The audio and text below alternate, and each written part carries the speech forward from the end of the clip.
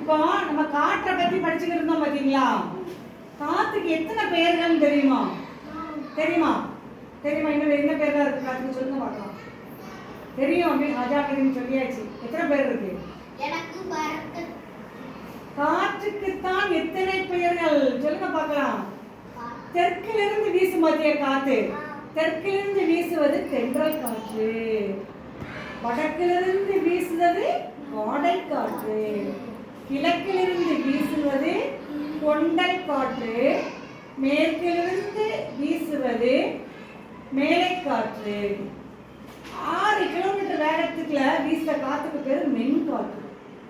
6 to 11 kilometre வேகத்துல வீசுற காத்துக்கு பேரு இளம் தென்றல் காற்று.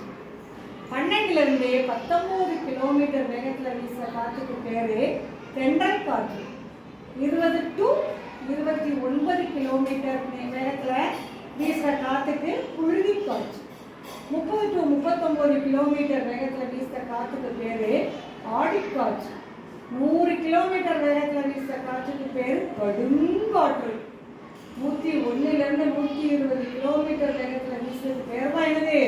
புயல் காற்று. எம்மா புயல் காற்று அடிக்குன்னு சொல்லுவோம் இல்லையா?